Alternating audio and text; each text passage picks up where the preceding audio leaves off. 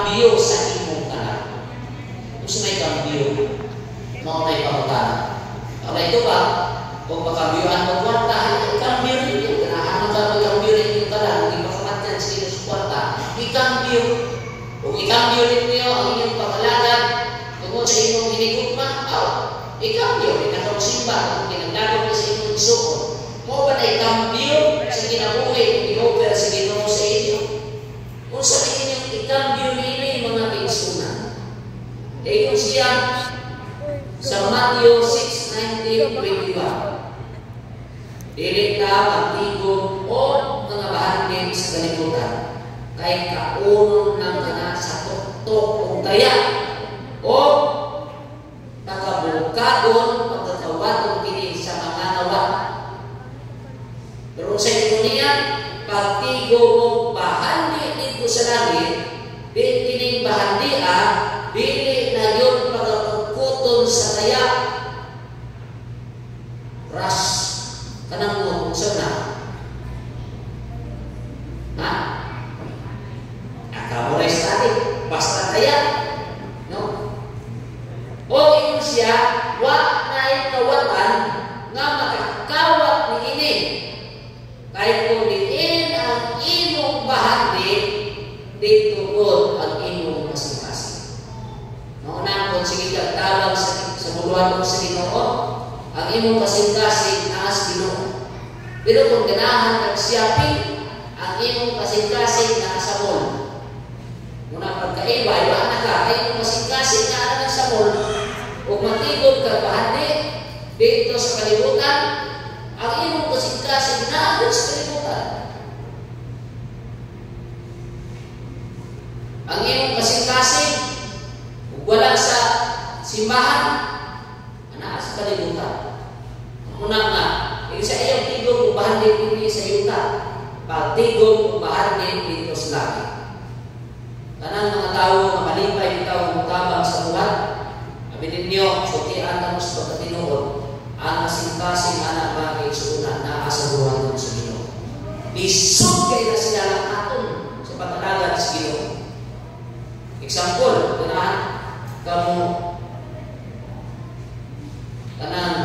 ganahan ka nga, example lang sa pinakagamay, ganahan ka luto o langka. Langka, ano sa padong na imong lalong sa simbahan. Di ka ganahan mo ang simba. Kaya ano man, ganahan na yung ka, mulalang ka sa simbahan. Kaya mo siya. Ganahan ka, lutong tanon. Malipay ka na lutong yung tanon. Idalalan mo na nimo nito. Wala mo suko nimo. Manuman, bukma man na nimo. Simple na siya mabutang. Pero kung sana kabutang, kalisod ka bilang katon sa relasyon sa Ginoo. Ganahan ka na magpanday sa simbahan. Ang imong umana sa simbahan, ang imong taon sa tama. Ako biya yung ani nakapanday pag sa tabang sa Ginoo na ining simbahan. Salamat kayo. Ay nagpanday din sa mataang simbahan. Dugay na kayong panahon. Yung sa pastor, usap mo mga panday din sa matalang sentral. Sabi ninyo, sa sige niyang panday, nakalbar sa pag-Adventista. Karoon pastor na. Nasa din sa South Central Mindanao State. Panday sa simbahan. Kita na ninyo mga kaigsunan, kung diin ang atong kasing-kasing, dito po ang ato na focus. Kung diin ang inyong bahati, dito po ang inyong focus. Bosa, kung inyong tanawon ang balang kasulatan, usas sa mga pagtutukod sa pagtuo. Unang yun ang Ginoo. Pero ining panahon na gitukod sa Ginoo si Jacob diha sa pagtuo. O si Jacob na himong magtutukod usap sa pagtuo. Kung inyong tanawon ang Genesis 32, nahitabo ini samtang siya nagibugno sa manunula. Kung sa ito ni Jacob, kung sa dili nakabuhian, hangtod madili mo ako panalahinan. Sa atong pag-alagan ng kaigsunan, hangtod kadili nato makita ang panalangin sa Ginoo sa atong kinabuhi na matukod sa atong pagtuo. Ayaw buhi sa Ginoo. Kita ninyo sa diyang si Jacob nakibugno nang lisa na ang dili doon. Ginisa sa manununda. Manununda niyo nag-isa. Gusto sa manununda mabuhi yun si Jacob. Pero yun si Jacob, apahalang magalisa ako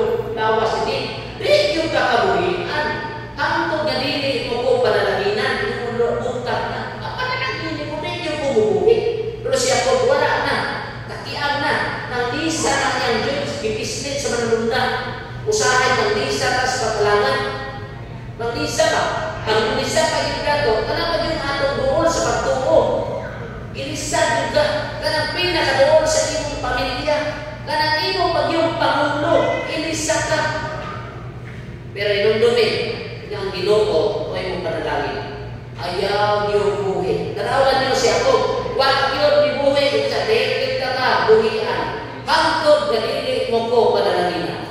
Kung sa inyo ko, natawa. Ingon ang manlula, and he said unto him, what is thy name? Sa ganun mong pangalan. Kita niyo, kailan ang manlula kasi ako ko. Nangutana ba yun? Sa ganun mong pangalan. Gabong mo na ha. Di yung nakabuyan. Panguso mo, wrestling. Dapat ang wrestling na. Wrestling mo din. Panguso din siya ko. Di yung nakabuyan. Saan ka napanguso, nakapamutana ka. Kasi yung pangalan galing. Siya ko. Ano ba nandun kayo? Kung sa inyo niya, yung manlula. Ako din yung pangalan. Ingon siya, and he said, thy name shall be called no more Jacob. Isa dilig na nakapangalan o Jacob. Maundan na ng imong ngalanan na Jacob, pero ang imong ngalan Israel na. For us the prince has thou power with God and with men, and has prevailed. Tungod kay ikaw, nakadaog, diha sa gahom sa uban ang Ginoo o uban ang tao. Ikaw lang kadaogon, ang imong pangalan dili na kawatan, dili na Jacob, kundi dili tawagon ka ng Israel. Kung sa iyong tingin mo, nakigbugno sa Ginoo. Wa na bibiya si Jacob o ang ikatulo. Muna nindot. Una, ipapatana sa lahat sa iyong ngalan. Ako, dili na katawagon Jacob. Way ayo ng iyong ngalan. Usog ka taong baboy. Ayaw na iwanan ng lero ko. Wala to. Sa first night of it. Usog ka mamaligas. Usog ka makikaway sa iyong bana. Usog ka makikaway sa iglesia. Usog ka mangdaot. Dili na wala na sa iyong kinabuhi. Karoon ang dawa. Usgo na. Kaya nakikbato ka sa Ginoo. Nakikaway ka sa Ginoo. Ilista na Israel ang imong ngalan. Katawhan na ka sa Diyos. Anak na yung lero ko yun. Insa na gusto din niya na imong katawhan sa Diyos para asal. Salamat. Kaya gusto man ta kahimong katawhan sa Diyos. Ingon tayo ng Diyos. Nga ito kang ako. And he blessed him there. O panalaginan siya sa Ginoo dito. And Jacob called the name of the place Peniel. Kita ninyo? Nagtinawaganay na sila sa pangalan. The face of God. Kung sa ngalan, Peniel. Manong Peniel? Ingon siya ko, for I have seen God face to face, and my life is preserved. Ninduta ayon sa diyang imong nahibalag ang Ginoo, o sa diyang nahibalag imong Ginoo, ibugno imong Ginoo. Ang Ginoo wa gyud siya naningkamot na mapili kaniya. Kundi ipakita sa Ginoo nga hidaog ka sa iyang ubangan. Unay kalindot sa Ginoo, kaya mo kapilihon sa Ginoo. Atong laban ako, wala may luka, kasi ako bato. Balik niya kuway-kuway. Nang-iso ang iyang Diyos. Pero sa iyang kabo, si Jacob, mao'y ipanahok sa Ginoo, kay Kuslo batiro ni Jacob, nga ni atong iyang pagpakibugno sa Ginoo, madinakugong siya. O kung sa inyo ni Jacob, tining lugar, rin ko nakibugno sa Ginoo, ang ngalan ni Peniel. Peniel. Ang pangalan na rin ko nakibugno, matalang sentral. Sentral Nil. Matalang Nil. Yan sa agad mo na. Peniel. For I have seen God face to face, and my life is preserved. In Matalang Nil, ako nahibalag ng Ginoo face to face. O sa Matalang Nil, na-preserve ang akong pagalagan, ang akong kinabuhi, tungkol kinakita ng akong Ginoo. Ito siya, because Jacob was wrestling with God, then his name changed. Ang iyang bad name into good name. Ang iyang bad records to good records. Tanawan ninyo si Paul. Ang persecutors na himong God's ambassador. Muna sa 1 Samuel 5:12, sa diyan ang arka sa Ginoo na sa kampo sa mga enemy.